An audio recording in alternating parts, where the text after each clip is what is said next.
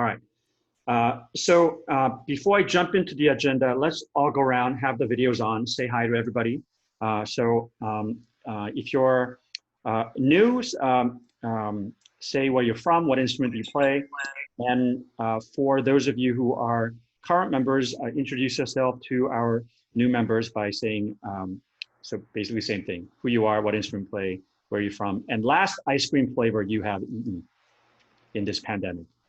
So on my Brady Bunch box, Angelina is first. So Angelina, go.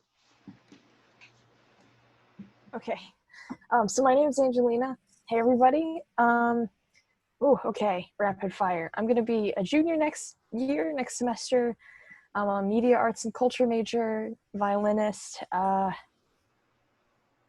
ice cream flavor. It's really boring, but I'm going to say it's probably chocolate. I'm just to be on the safe side. All right. Sam. Hello. I'm a bassoonist. I think I'm from Berkeley. Most recent ice cream flavor I've eaten was coffee. Coffee ice cream, one of my favorites.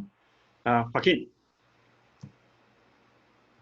Hi, I'm Joaquin. I am a rising sophomore, and I'm a computer science major, and I play percussion.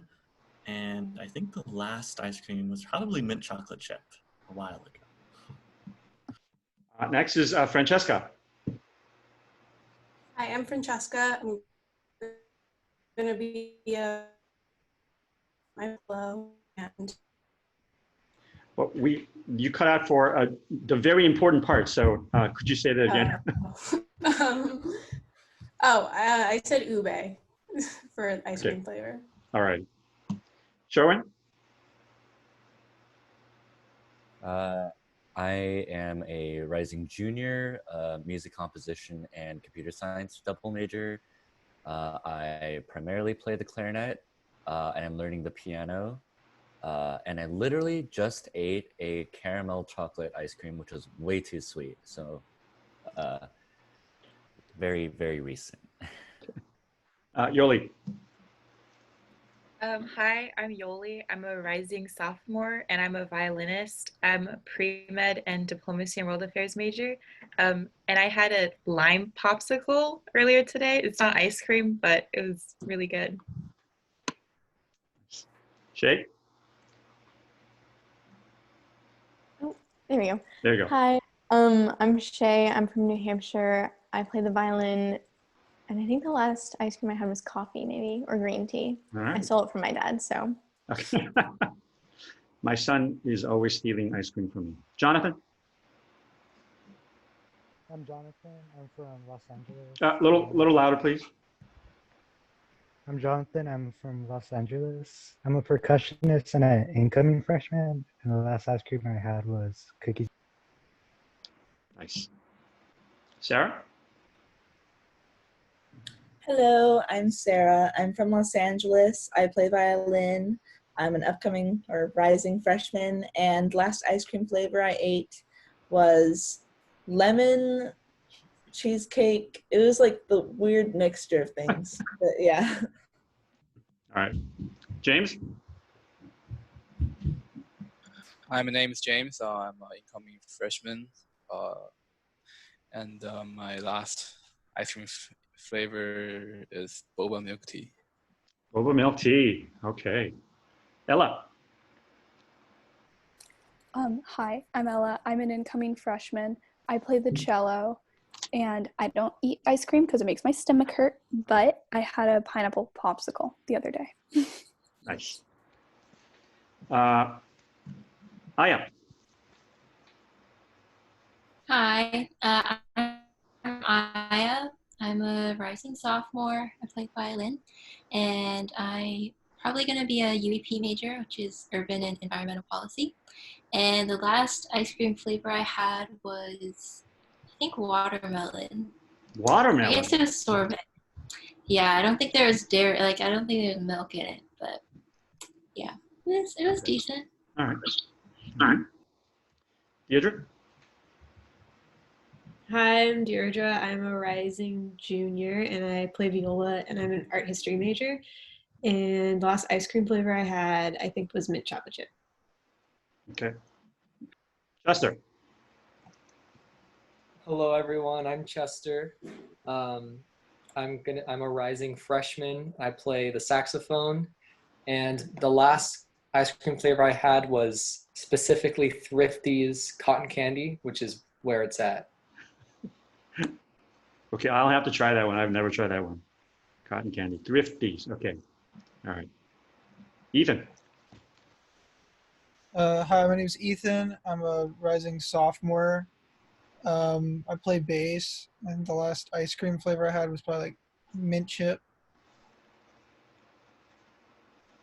Solid mint chip. Hyun. Hi, I'm Hyun. I'm a rising junior. I play the viola, and I had Jen and Barry's Netflix and chill. Ben and Jerry's or Jen and Barry's? Jen and Barry. Wait. What? That's new.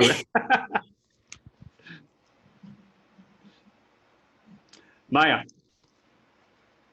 Hi, I'm Maya. I'm a rising senior. I study diplomacy and world affairs, and I play the oboe. I'm in Los Angeles right now. The last flavor ice cream I had was Ben and Jerry's milk and cookies. Love you, Hyun. Tim. Timothy? Yep, there you go. Hi, yeah, I'm Timothy. I'm going to be a freshman and I play piano. Last flavor of ice cream I had was chocolate. Awesome. And we have a faculty member, Rachel. Hi, guys. I know you can only hear me, but there's a French horn in the background. I don't know if you can hear that. I'm Rachel Mellis. I am the flute teacher at Oxy, and the last ice cream flavor I had was Tonight Dough. All right. And Leslie. Hi, I'm Leslie. I'm an incoming freshman. I play saxophone, and the last flavor of ice cream that I had was chocolate chip. Awesome. So welcome, everybody. It's very nice to have you here, and it's nice to see your faces. Let me share tonight's agenda. We're going to go through it quite quickly because I'm sure we'll have quite a bit of questions to answer. We will be in remote teaching mode. So that means a lot of things will have to change the way it operates. So I'm going to try to get to as many things as possible on how that happens. So one of the first things that's going to change is how lesson scholarship is going to be determined. So just for you who are new, how it usually works is at the end of spring semester, if you take lessons, you play juries. And at that point, we ask all the students who play juries whether they would be interested in scholarships. So the upperclassmen, that is how scholarships are awarded, where you have to play a jury. But none of you were able to do that last spring because of the pandemic. And then for freshmen, you would normally have to play in-person scholarship audition, but obviously that's not going to be possible. But we are really encouraging everybody to take lessons this fall, especially, and be in touch with a one-on-one situation with our applied faculty who are really fantastic, like Rachel, like all our applied faculty, as all of our upperclassmen men can attest. We are going to have lesson scholarships, but it's going to be on a video audition. And so we're asking you to submit that audition video by August 15, so you can be considered for a lesson scholarship. The nice thing is there were two funds, the Colburn Foundation and the Satchmo Fund provided additional funding for lesson scholarships. So we should be able to accommodate a lot more people. So please do do that, submit that video. And basically what we need is a 3-octave scale of your choice, and then a solo piece from your instrument repertoire, in maybe 2 contrasting sections. And it can be from a same piece, maybe first page of the first movement and first page of the second movement, something like that. and tops 8 to 10 minutes altogether. And so what we're asking people to do is on this video, we don't want any editing. So it's ideal if you can do the whole thing in just one take, like do the scales and then do the 2 excerpts without editing. So that's ideal. Now, if you want to do the scales first, stop the video, take a breath, and then do the first excerpt, take a breath, and then that's okay. But within the scale, within the first excerpt, within the second excerpt, it shouldn't be sort of edited. As I told you in one of these Zoom calls, I was listening to a musical supplement submitted by a percussionist, and it was really creative, but it really didn't demonstrate her playing ability, because she had edited playing. I think she went into the band room one weekend and basically played all of the instruments and like kept on hitting them, and then she pieced together this kind of fantastic video of a audition excerpt, and it came out as a piece, but it didn't really tell us anything about her actual playing ability. She was a fantastic video editor. But so that's the procedure we would like for you to follow. Okay, and then for orchestra, we're gonna be meeting in a Zoom session on Thursdays from 7 to 8:30, and what we're gonna ask you to do is you're going to be attending these Zoom sessions like we have been doing over the summer, but we'll have a series of guest speakers. So we'll feature applied faculty. Some of the applied faculty may change because I haven't been able to talk to all of them, and I'm in the process of going through and filling these slots.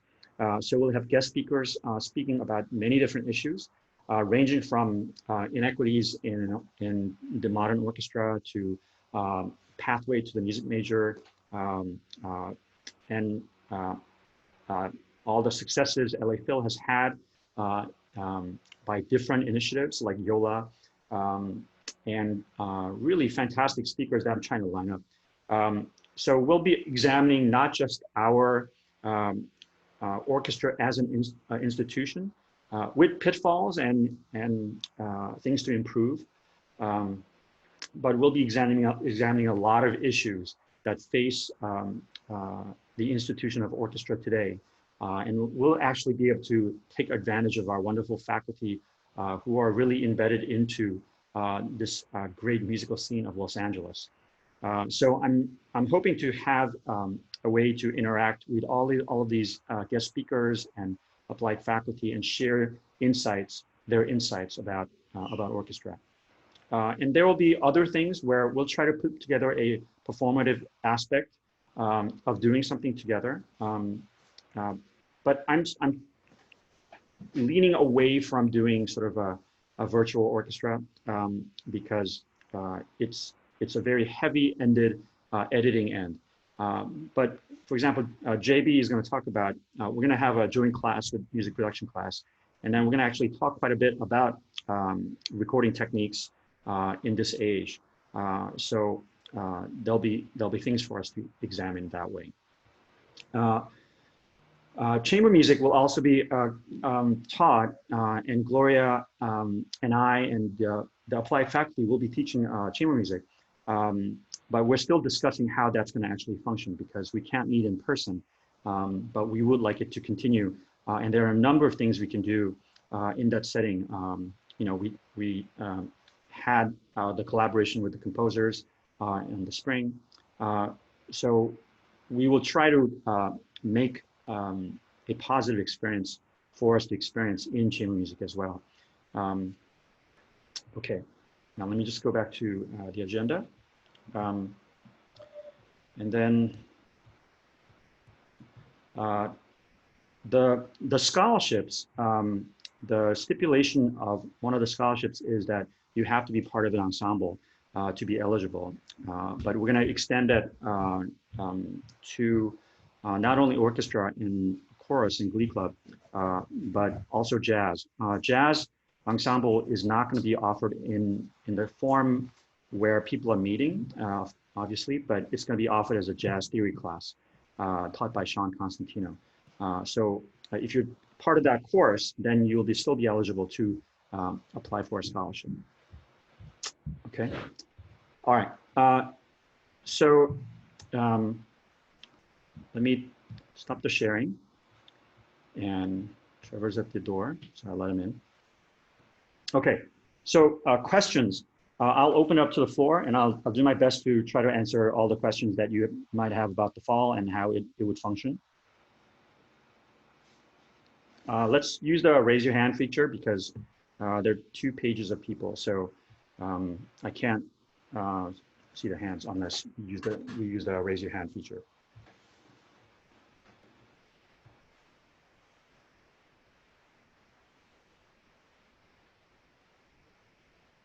Sam. Without actually doing a virtual orchestra as we are doing for the Doyle project, how would the performance aspect work? So for example, we're going to have some sessions where we will have master classes with different applied faculty, different guest speakers, and we'll sort of have a online master class. So for example, 1 week, the person who is doing the master class will be Gloria, so all the cellists can play a piece that they've been working on for the orchestra class, so that there won't be a way for us to play together in real time because of latency issue. But later in the call, I do want to, I have some programs and platforms that I want to examine with you, because since spring, there have been some advancements. For example, there's a team out in Stanford working on a platform called Jack Trip. The problem with Jack Trip is that everybody has to be geographically in a similar location. So if we're all in the West Coast, then it works. But you have to be over an Ethernet connection, not over Wi-Fi, and not using Bluetooth headphone, but wired headphones. And then if all parties are connected via Ethernet and hardlined into the sound source, your laptop, then the latency is solved to the point where up to 5 connections can make real-time music. So we might possibly be a beta testing team because they need a lot of beta testing. And there are lots of issues with that platform right now, one of which is, even though it solves the latency, there's no way to control the sound level of each line. So if you're playing in a chamber music setting or an orchestra, there would be natural sort of a balancing act you would do sound-wise. So if let's say the violas have the melody, then we would balance towards bringing out the melody in the viola section, right? So that kind of sound balancing and dynamic balancing right now is not possible. But I think that's a fairly easier problem to solve. We would just have to, they would have to figure out a way to add a,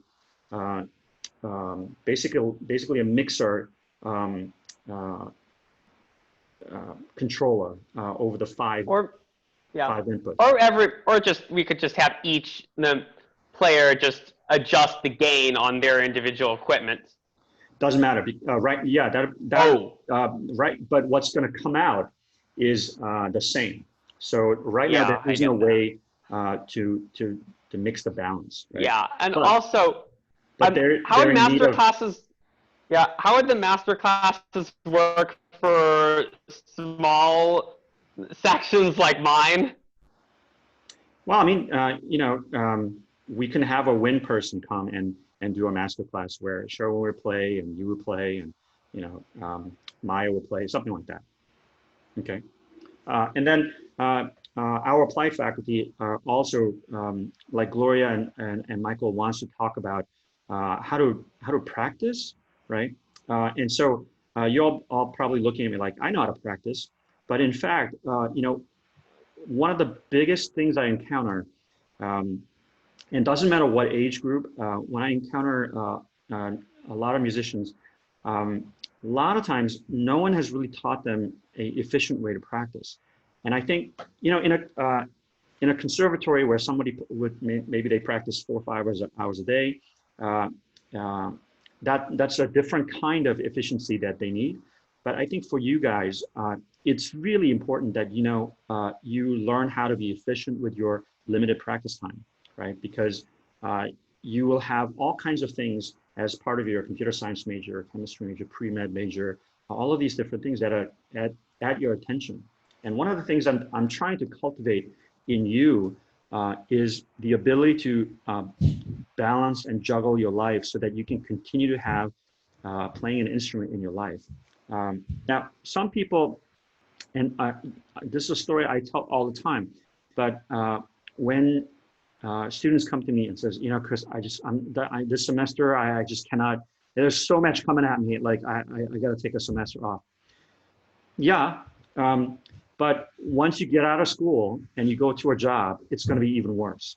So if you can't figure out a way to balance, a way to have set aside time for yourself in the form of whether it be playing an instrument or spending time with your loved ones, you got to learn how to balance your life, right? So one of the set skills I'm trying to give to you is a way to really find ways to balance your life. And one of those ways is to find ways to not waste time when you're practicing, right? Because I had a roommate in college who was a violinist, and he would practice while watching Jeopardy.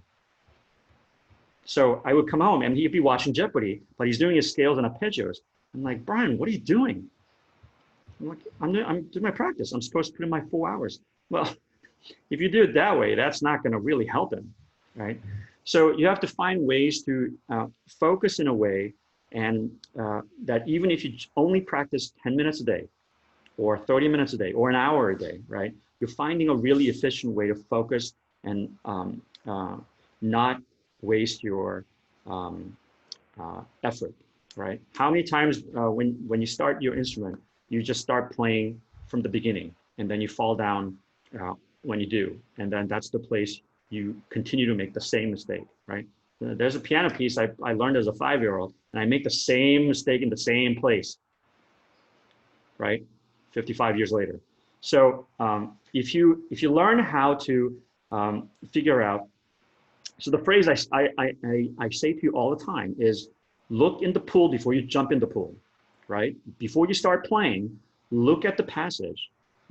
What is going to tangle my fingering? What is going to tangle my ability to observe that information, right? So I think there are many things our amazing applied faculty can offer you in terms of how, because they want you to really excel and have enjoyment, right? And be able to play great repertoire, right? But all of that has to have a foundation of practice, of playing a scale in tune, having a smooth bow arm. So all of these things add to, and one of the other things is if you don't warm up properly, you will get injured, right? Now, if any of you are in sports or you take part in sports or you run or do whatever, I would bet my bottom dollar that your coach stressed the importance of warm up and cool down, right? No one would dream of running a marathon without properly stretching, right? And nobody would be insane enough after they run 26 miles not to a cool down, because that's a surefire way to get injured, right? But oftentimes we go into these practice sessions, the rehearsals, lessons without properly warming up, and I've seen that time after time again, right? So there are things I would love for our applied faculty to come as guests and talk to us as an orchestra of all the skills and foundational basic skills that we need as musicians. Okay, so that was a long about answer to your question, Sam, but I think a performative experience doesn't necessarily just have to be playing an orchestral piece, right? So of course it's not ideal to play over Zoom, and Zoom has terrible sound as soon as you get, I mean, we're doing a violin search right now, and Michael and Kelly are playing on these teaching demos, and it's fine in a certain range, but after you get to past a certain octave, Zoom doesn't handle the sound well at all. So right now the platforms are problematic, and not good enough for us to make music in real time as a group. But I think one of the things I would love for us to examine is, because there are teams of coders and computer scientists trying to solve this exact problem of how do you make music collaboratively in real time without latency, without the degradation of sound, without having the sound packets be so huge that it slows down your MacBook Pro, which is $10,000, into a slow crawl as soon as you have 5 different connections. So the numbers. So Jack Trip is one team that I would love your help beta testing and give them a feedback and to make their system better. Another one is called Live Labs, which is a group that is working. It's a performer collective. It's a weird collection of musicians, artists, and computer scientists from Seoul. And actually, let me show you. Actually, I would love to do a really quick experiment at the end of the hour where we sign back on to Live Labs. So the limitation is it only works on the Chrome browser. So if you have a Safari or something else, it won't work. Let me, yeah. No, I don't want to sign out. Yeah. So let me,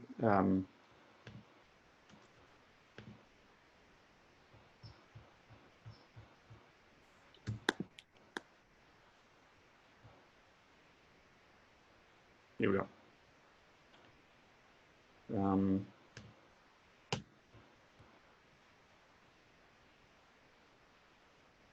Okay. So,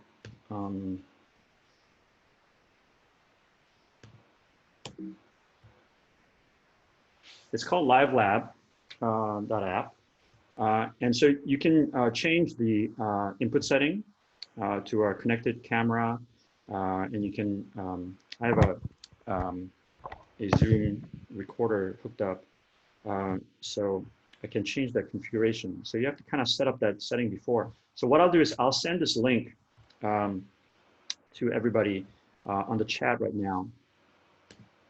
So if you kind of copy and paste that, so at the end of the call, we will all sign off of Zoom and sign back on Live Labs, because the team that is designing it, here, I'll put it in the chat. The team that's designing it haven't done all the beta testing. This was released on July 15. So they're claiming that it has much better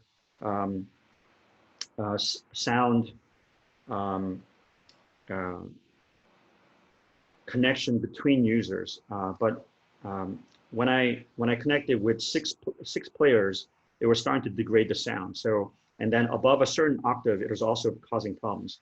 But what I would love to do is kind of test out how many users can come on. They're saying it can support up to 40 users, but I don't believe them. So I would love for us to kind of examine this particular app platform.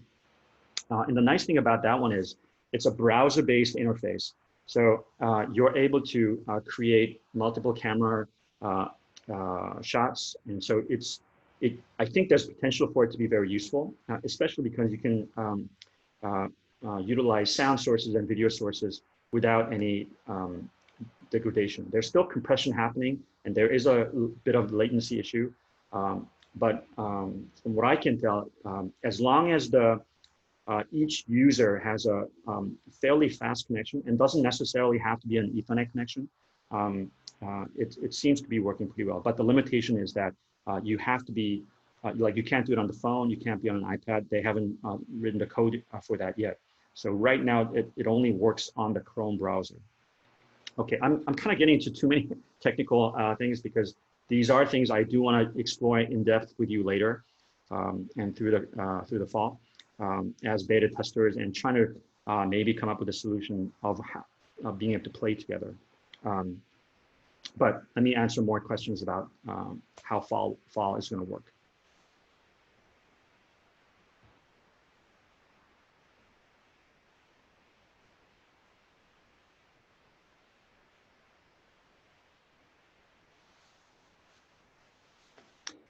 If you are in need of an instrument, is there anybody who needs to rent an instrument? Where you are, you don't have access to an instrument. Right, Kim and Sam, yeah. So both of you email me and we'll try to see what we can do. Okay. James. So for the fall semester, are we still gonna have the opportunity to have private lessons, or Oh, yeah. that's gonna? So I mentioned at the beginning of this, all our applied faculty will be teaching, and many of them have found a successful way to do online lessons. Then Zoom is not their favorite app. Most of them tend to prefer FaceTime because FaceTime tends to have better sound. But absolutely, lessons will be available. And also, please apply for the scholarship so that, because there are more money this year from 2 foundations that provided us with scholarship for lesson scholarship. Yeah. Let's see. Got it. All right. So if you don't have Chrome right now, then, oh, Maya. Hi. Okay. I'm not sure if this is the best time to ask this. All right. But Trevor and I will both be at the UN program in the fall. So we're curious of kind of exploring ways we can still be involved with things while not getting too overwhelmed, since we will be like full-time interns. So, I mean, that's why I'm going to have a lot of guest speakers speaking on this very issues facing the modern orchestra. Like for example, Trevor shared he was at the Memorial for Elijah, where there was a really powerful moment for him. And as much as I love this institution and of orchestra, my training basically didn't cover repertoire of a large swath of composers. And so, in 2016, Christy Custer is a good friend of mine, faculty of composition at University of Michigan, threw down this challenge because Baltimore Symphony had done this infographics about what pieces American orchestras play. And I think at that point they surveyed 50 professional orchestras in America and went through their season and logged all their number of pieces and composers. And then it was less than 1.5% women composers. So her challenge to all of her colleagues and friends, musicians, was, okay, we have to do better than this. We're living in 2016. And so that challenge was thrown, and I sort of looked at my programming, my repertoire, and I realized in my first, 12 years of teaching at Cornell at that point, I had done exactly 4 women composers over 16 years of concerts. And I realized, oh, that's not good. So then the next year, I did a 50-50 challenge where I vowed to have a woman composer represented at least halfway on every concert. I failed because some concerts I had, 1 piece out of 4. But every concert did have a woman composer. The ironic part is, even though I failed at that 50-50 challenge that I set forth myself, that year we were recognized by the ASCAP Foundation for Adventurous Programming, and the fact that we did so much compositions by women composers. In fact, the Women's Philharmonic Association gave us a grant because we did a concert featuring Lily Boulanger's Psalm 130, which is a fantastic piece, and we paired that with Sibelius 7. And so then, this conversation, so that was 2017-18, and then last year, Baltimore Symphony did the same survey, but they expanded out to include many more levels of orchestras. So I think they surveyed in total 500 orchestras. I'll find the link and send it to you later. But basically, it went up slightly. It was 1.8% women composers. And I think that comes from the fact that a lot of times, so for example, at Oberlin, there was a huge student petition. All the conservatory students petitioned and wrote to their orchestra conductor and the new music ensemble conductor. Tim Weiss is a good friend of mine, and so he told me this story. And because they looked at the last 10 years of programming, and the orchestra conductor and the new music conductor had programmed exactly 3 African-American composers. So they asked them to do better. So Tim said, okay, I'm gonna look at the repertoire and re-examine how I pick repertoire. But then threw the challenge back to the students. Well, okay, I'm gonna do that. I'm gonna really try to champion more diverse composers. But I wanna see the same thing in your recitals, in your junior and senior recitals. I wanna see African-American composers, I wanna see women composers. And then the teachers, applied faculty kind of said, well, you know, they can't do that because they have to make audition videos for their graduate school and, you know, for their doctoral programs. So there was a big discussion in Oberlin about programming. And then when this summer, all of these things were happening with protests everywhere, I started to really look at our institution, this institution of orchestra, right? We did better than most. I mean, we had 1 African-American member in the orchestra. And imagine what that feels like for Dominique to be the only Black person in a room full of people, right? So at Cornell, they had 2 members who were very happy to be in the orchestra, but they also shared, you know, sometimes we do feel isolated. For a number of different reasons, we live in a society where classical music and the institution of orchestra has been not as welcoming, and there's a lot of inequities existing, right, in the training of musicians. Recently, Stephen Banks, who's a new saxophone professor at Ithaca College, did a webinar with 12 very prominent musicians, including Sanford Allen, who is the first African-American violinist in the New York Philharmonic. And he spoke for the first 10 minutes and sort of gave a testimony of what it was like for him to be in the New York Philharmonic in the 60s. And he started by saying that he was really depressed because in his 100, I don't know how old the New York Philharmonic is. Let's say it's 150. In its 150-year history, New York Philharmonic has had 3 African-American members, right? And not at the same time, and not with staggered time between, right? And so Smokey Robinson joins the Major League Baseball, and now it's nothing for us to see an African-American baseball player. Well, that should have also happened in the orchestras, but it hasn't, right? So we live in a society, for some reason, we are having this ongoing inequity. So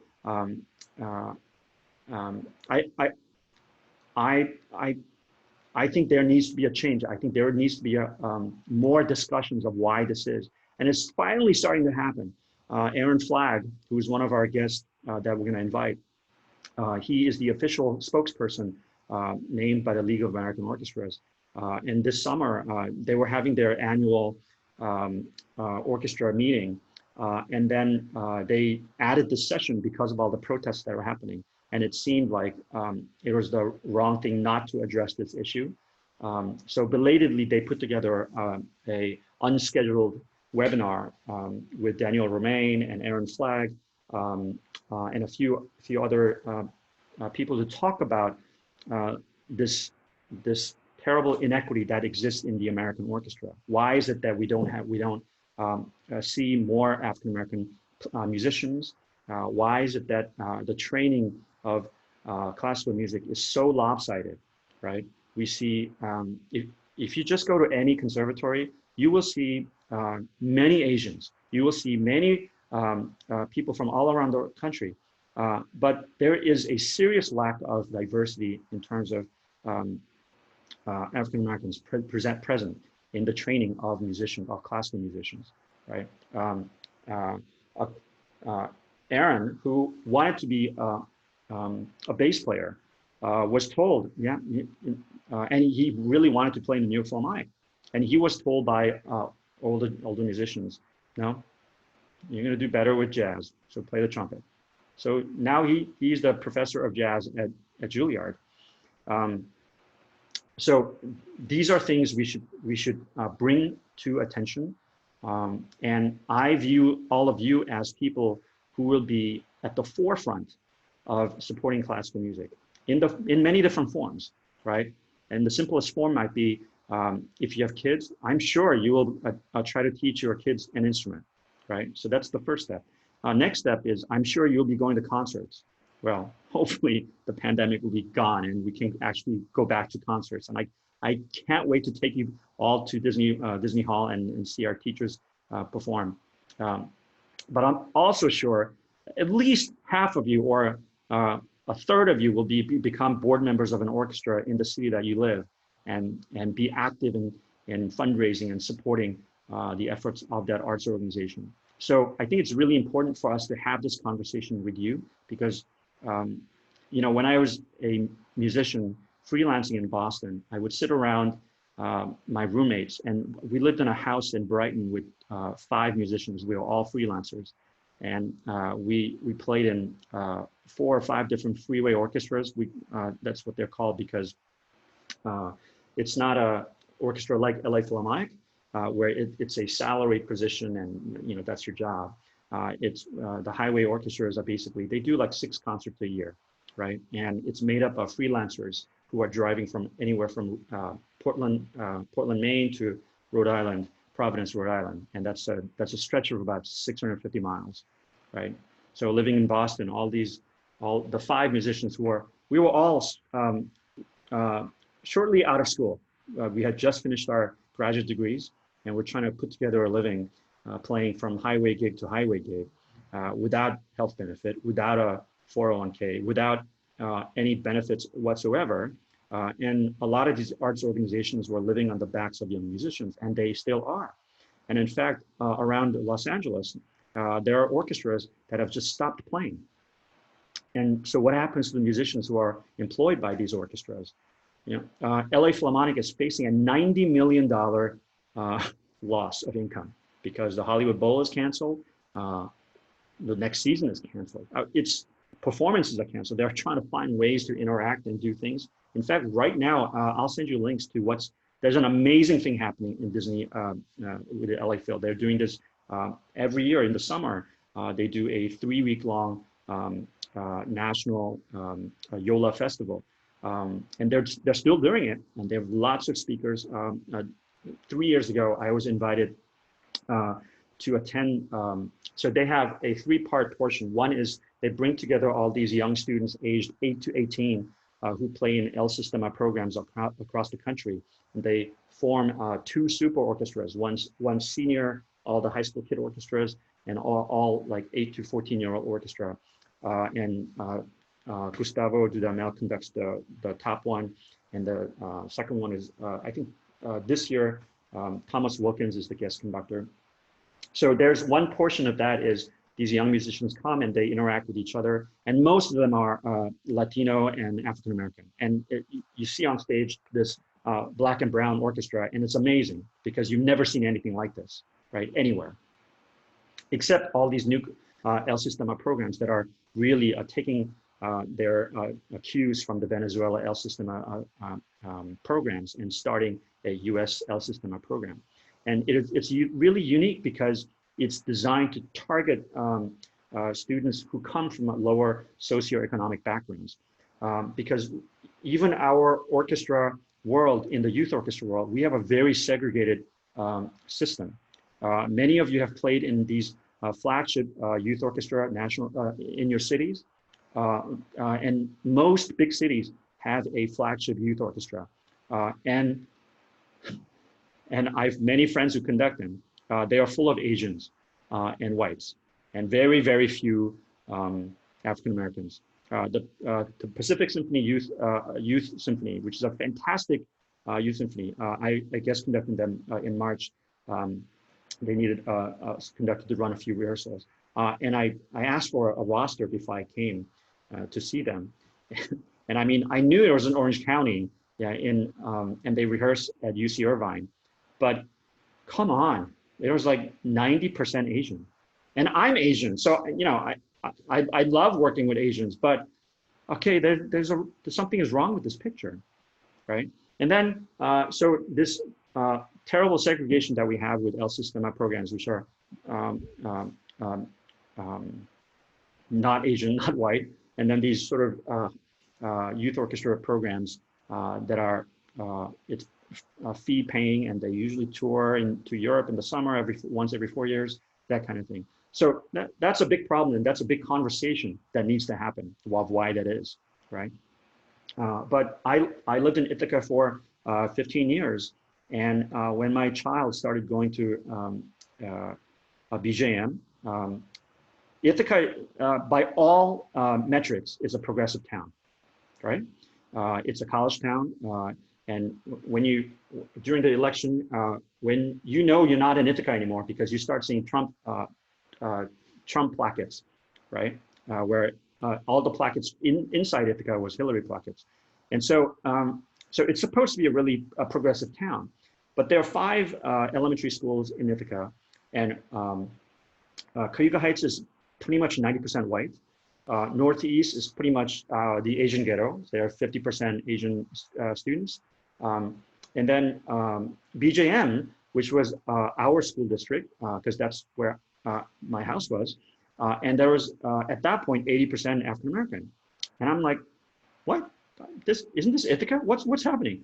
And so, and I realized in my neighborhood, who are all districted to go to BJM, there were 4 families who were my kids' age.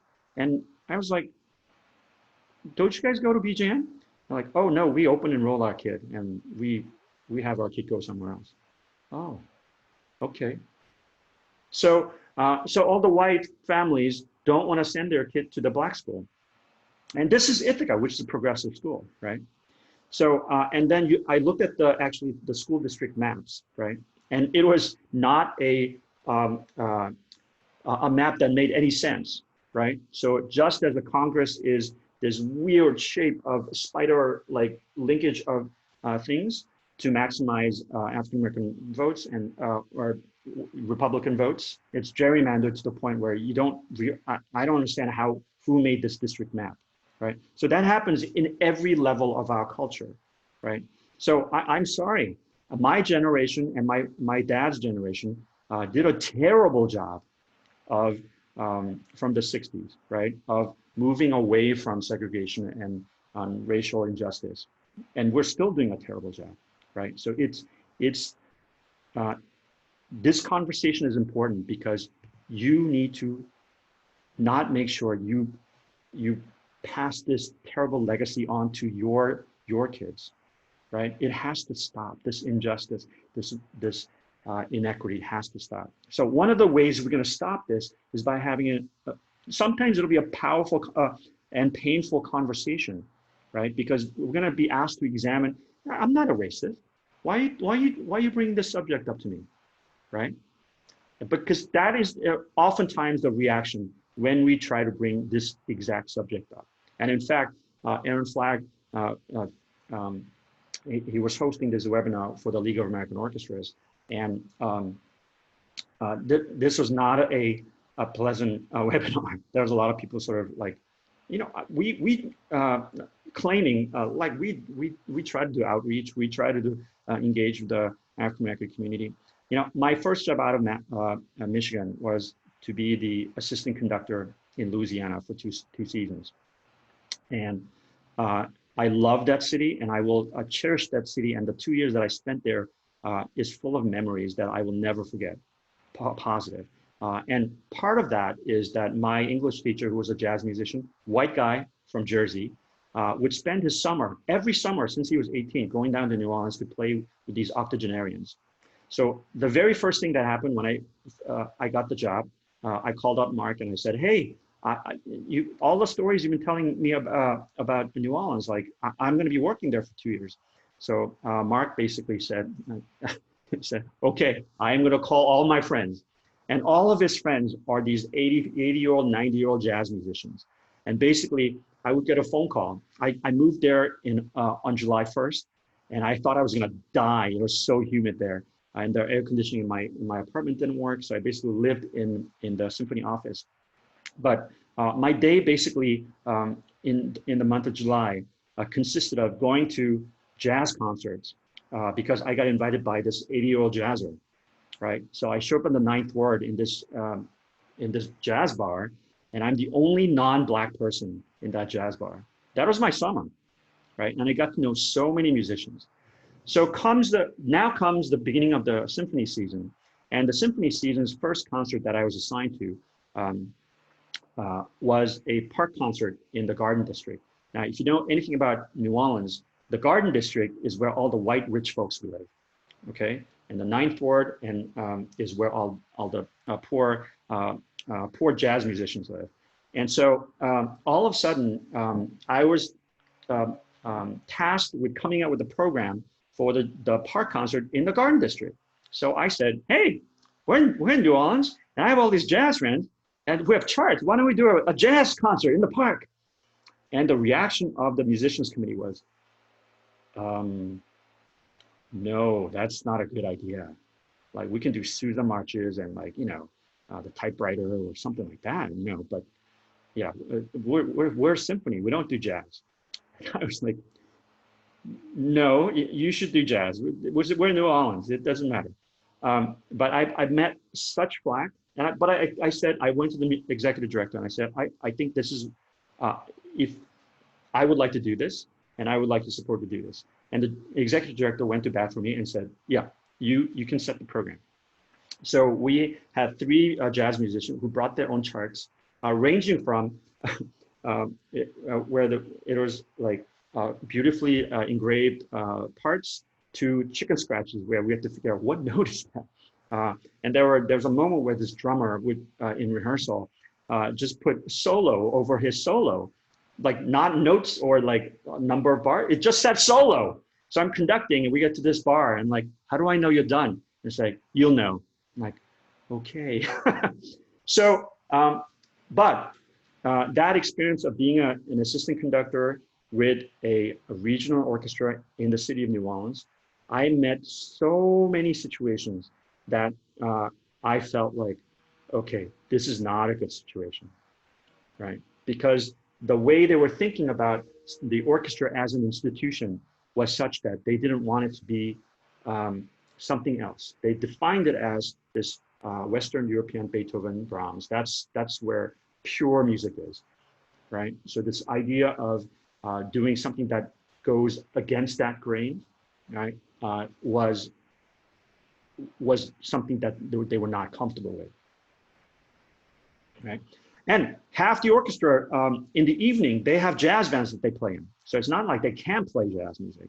It's just that they consider, and this is an orchestra that is not a top-down orchestra. It's a co-op. It's an orchestra run by musicians. Every programming committee includes a musician. So this is an orchestra that mainly makes decisions about how the orchestra is going to run themselves. They're not relying on some conductor or executive director. But at every level, I saw systematic inequities being pronounced and reinforced. They're much better now. The executive director that we had, Sharon Lidwin, was really fighting against this. Like, she was really fighting upstream to change things. Hugh Long, who was a board member, was also an amazing advocate to change the way things were, right? For example, I'm going to go on with these stories, but our education director, who was hired at the same time, she was African American. And so we would be invited to these fundraising events in the Garden District. And she was the only Black person in this fundraising event, right? And so people are mingling naturally, right? People are coming up to, oh, you're the new assistant conductor. And so they're interacting with me, and nobody's interacting with her. right? Until I pull her over here and introduce her as a new new education director. And then it's like, oh, hi, yeah. And then they were talking to her. But until I made that introduction, people just assumed she was in the wrong place because she was African American. So there are painful and much needed conversations that need to happen to change the way things are in the orchestra world, right? We live in a city where actually the LA Phil is doing many, many right things, right? So for example, we're gonna have John Lofton. I just got an email from him this afternoon.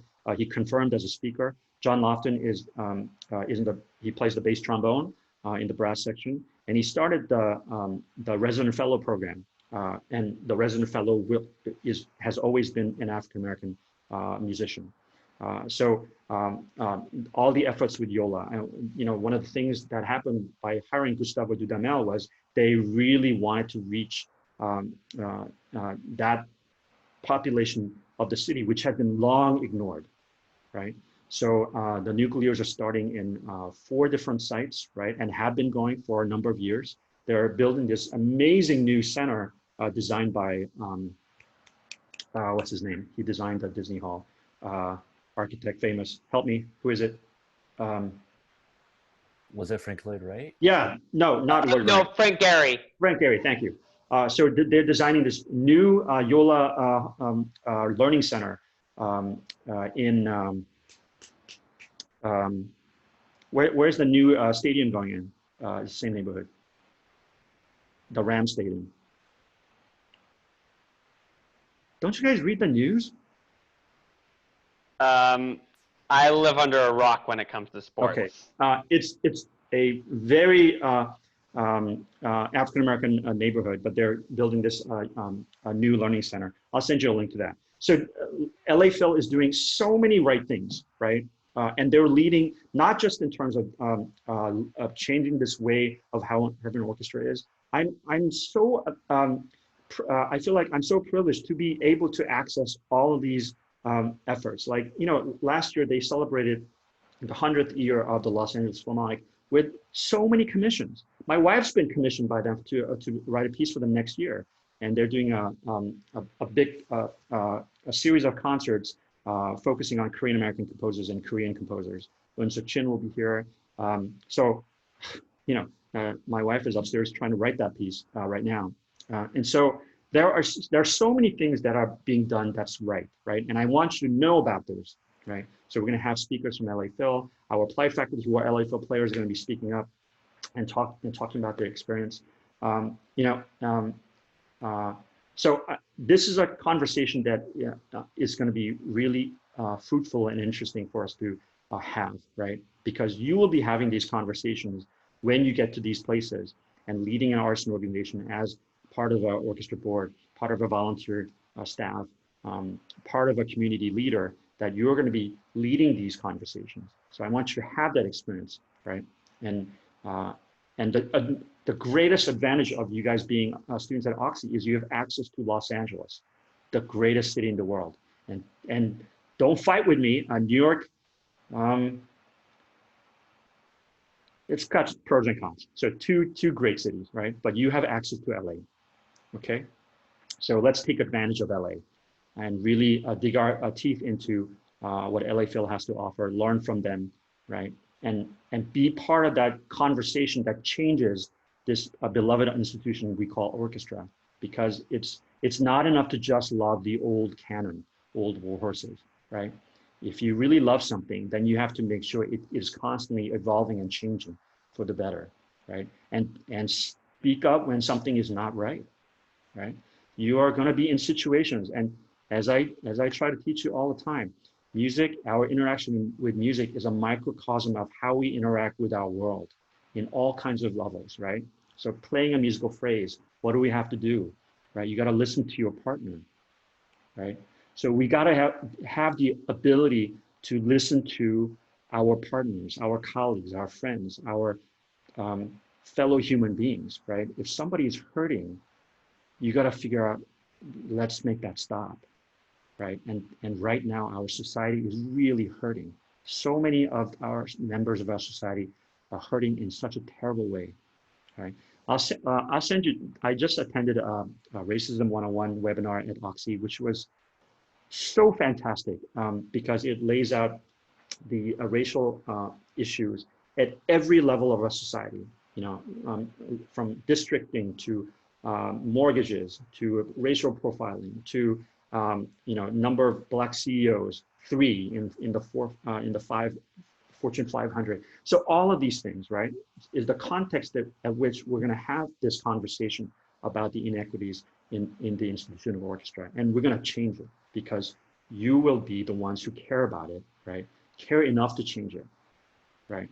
So I think for us to not have this conversation, and there are many places that are refusing to have this conversation because they have a donor who provides 45% of the budget, and she's you know, the Southern Belle who doesn't want to have this conversation, and she doesn't want to be uncomfortable at the symphony, right? So if you're part of that, if you're the conductor or I have a friend who's in this exact situation, right? He wants to program more African American composers. He wanted to have this very conversation with his board, and his executive director said,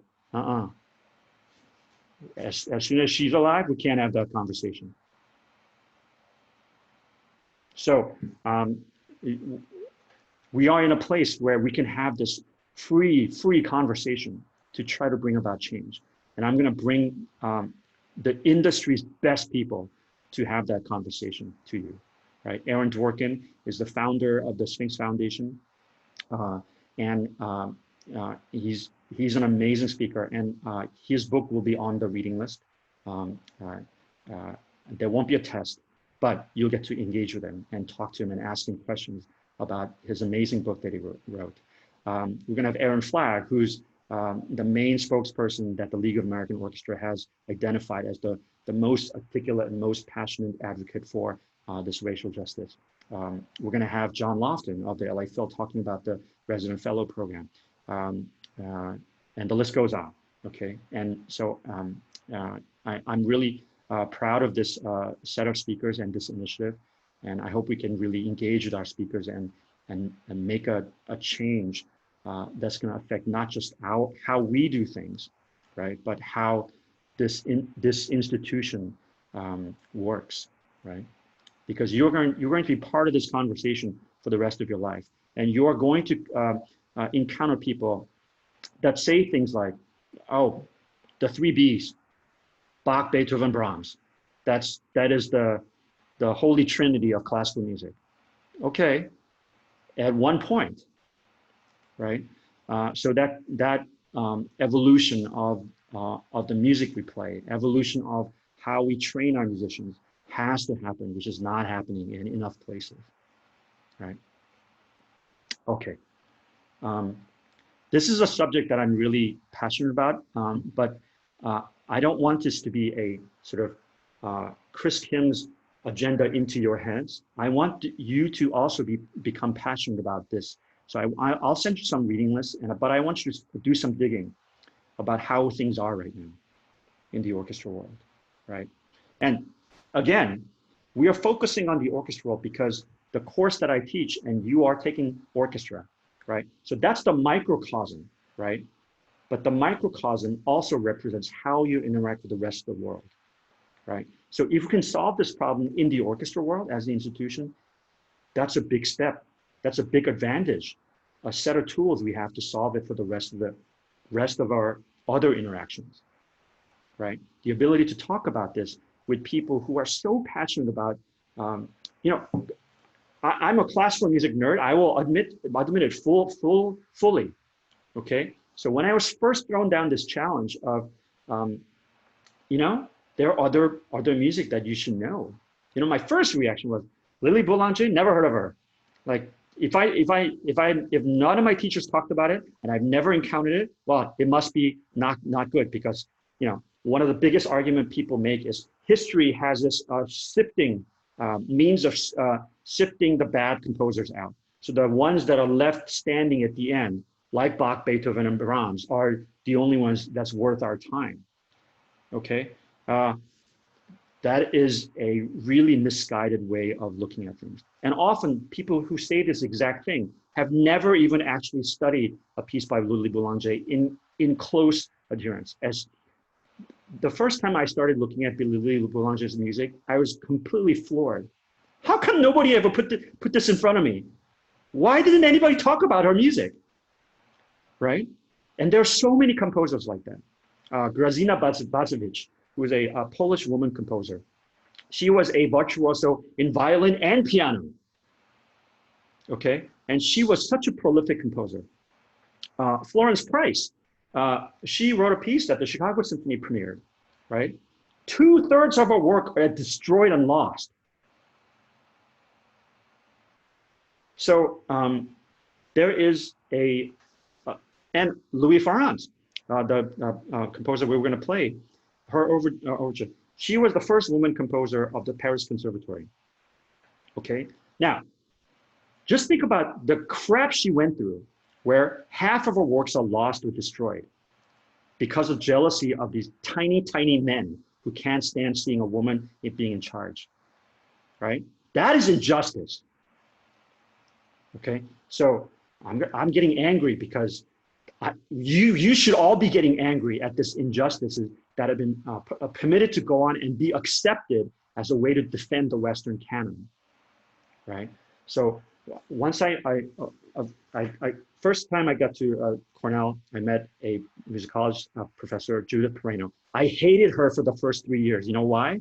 Because she said the Western canon should be destroyed. I'm like, what? Wait, that's what I do. What do you mean? But then I started to actually read her writing and look at what she was saying. And I said, that is a completely natural, logical reaction. Okay, so I'm not saying the Western canon should be destroyed, but please let me be clear. I love Bach, I love Beethoven, Brahms till the day I die. Brahms is my musical hero written into my DNA. But what I'm saying is there are also composers who have been neglected unjustly. And it's our job as musicians to look back to history, to find composers that are worth championing. It is our duty as musicians to look to our colleagues, look to the composers of our time and champion them because they are the reflection of our society, right? When Adam Schoenberg writes a piece of music, he is reflecting on the time that we're all living in. When Sherwin writes a piece for that clarinet group, right? He is reflecting on his experience that we all share in this timeline, right? So it's not enough to say the 3 Bs will be enough for me, right? I swear I encounter so many conductors who say, I'm gonna have a 40-piece repertoire in my career. I'm like, what are you talking about? That concept, I don't even understand that concept, right? Their idea is, I'm gonna study these 40 pieces so many times, and I'm gonna perform them like 400 times, that I'm gonna be an expert on these 40 pieces. But that's it. That's their take. That's not my viewpoint of how we should be as musicians, right? We should be voracious in our appetite to want to learn music from all times, all composers.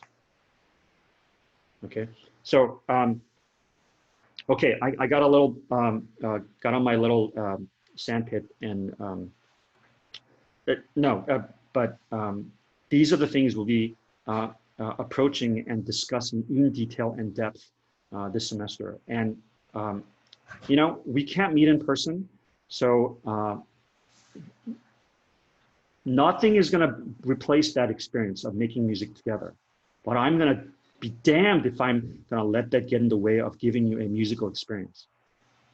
Okay, I'm going to do everything in my power to make sure you have a way to examine music that's just as critically engaging and inspiring than playing something together beautifully. Yes, that will have its place, and hopefully soon. But we will have a way to engage with music in such a critical, in-depth way that you're going to walk away from the semester, hopefully, using this as a blueprint of how you interact with not just music, but with other people. That people will look at you and say, "What happened to you this semester? What were you reading?" Okay, that's what I want. I want you to have that experience this semester, and I'll do my best to provide them. Okay. All right. I went 72 minutes, so I'm sorry for keeping you over. Professor, could I say something real quick? Yeah, please. So I just wanted to add, like, this is kind of related to what you're talking about, but like musical protests are definitely a thing. Like Black Lives Matter is doing, you know, outdoor kind of concert things here in Denver. And I know that, and especially in big cities, there are a lot of just outdoor kind of gatherings where musicians can go and play kind of spontaneously. So I'd encourage people to check that out. Yeah. Yeah, and then I also just kind of had a question building off of Maya's earlier question. Just like, not even just for the UN, but for people living in different regions, is there going to be a way for us to engage with orchestra if we can't do it like synchronously, you know? Yeah, yeah. Like stuff like that.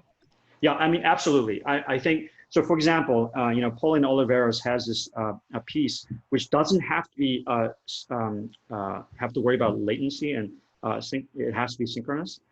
So for example, we can do that, right? And we can try to have performances where being in time is not that important, right? But we can make harmony together. So we'll try to do those things, right? And we can open that up. So for example, Claire Chase did a performance of that piece over Zoom with 1,000 participants, right? And I think it lasted like 35 or 40 minutes. So we can certainly do things like that, right? And I think now composers are also starting to write pieces knowing that latency is such an issue. There is a sort of a big interest in starting to write pieces where latency or being in sync with each other is not that important. John Luther Adams has all these set of pieces that are meant to be done in huge, vast spaces outdoors. So there was a performance in a national park. I can't remember the name of the park. I'll try to find, I think there's a YouTube video of it, but basically percussionists, instrumentalists were spread over like a 5-mile area, right? They could barely hear each other, but they were, and it was like an hour-long performance, and the camera crew was just like running around the park videotaping. But it's really moving because you not only hear the individual instruments, but echoes of instruments from very far away. But some of them, you're not sure, hey, is that an instrument or is that a bird? Or is that the wind, right? So it starts to play with your perception of sound and what is coming at you, right? And so the camera would go from individual player to individual player. So when you're next to an individual player, that's the only person you hear. But as a camera crew is running to a different location, they start to hear less of the first one and start to hear another instrument is coming closer. But in that middle space, there's this beautiful moment of, is that an instrument? And the camera's like, I don't think that's an instrument. I think that might be something else. So, so there are many different things like that. So we can explore something like that, where we all go outside and record ourselves in the phone in real time and have a Zoom, and I'll record that Zoom call, and and we'll talk about it. And so we can do something like that, right? Where the synchronous playing is less important, right? So absolutely, yeah. Maya.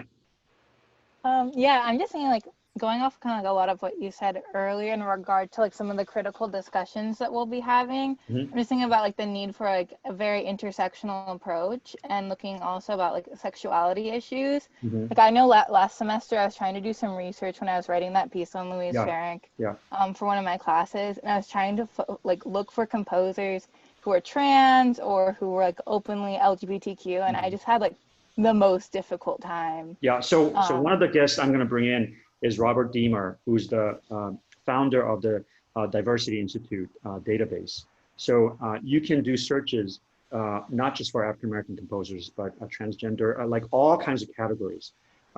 So he has a team of researchers gathering information, but he's always looking for more people to help that effort. Because obviously when he started in Fredonia, it was just a couple of his students, right?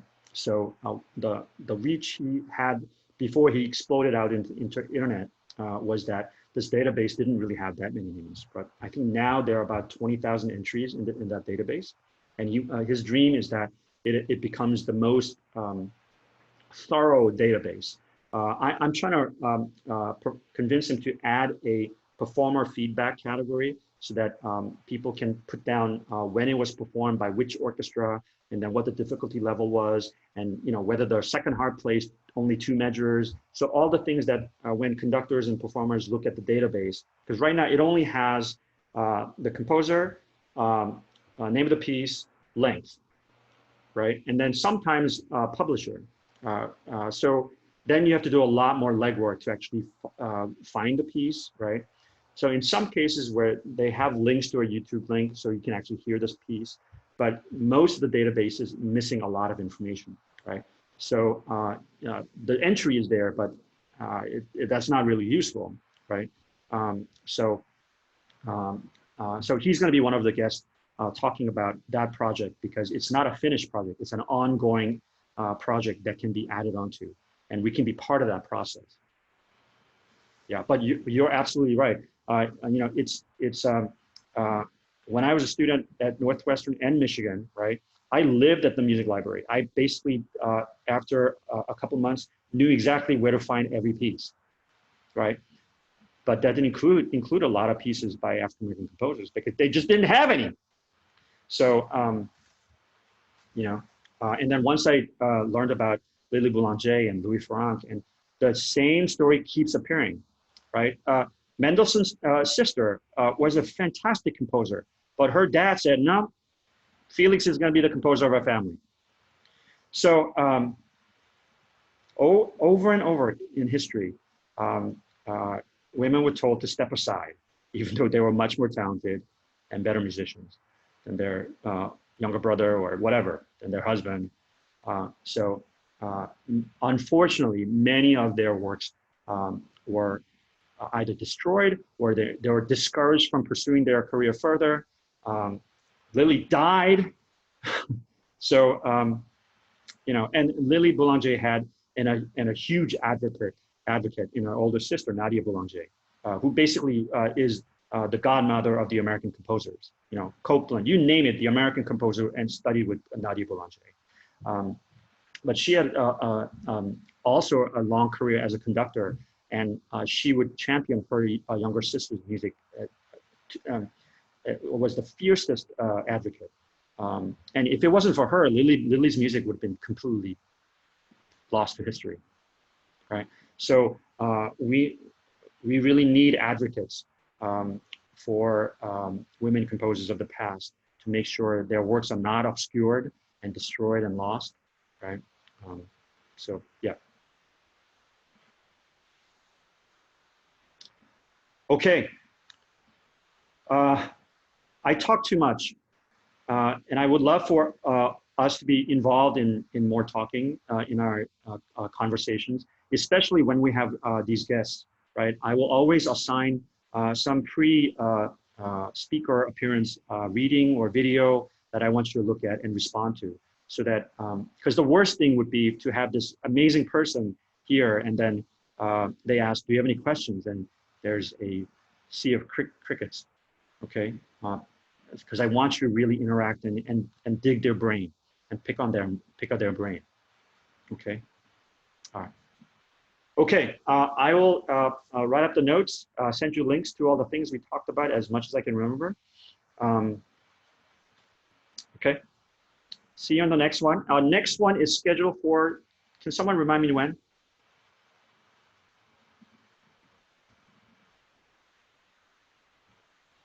I'll send you an invite about a week before, okay? It's approximately in 3 weeks, I think. Okay, stay safe. Have your mask on. Let's have this curve go down so we can play in person. Yeah, the Branch Covidians, get out. All right. Thank you so much, Professor Kim. Yeah, bye. Bye. Thank you very much, Professor Kim. Thank you. Thank you. Thanks. Have a Bye. good afternoon, evening.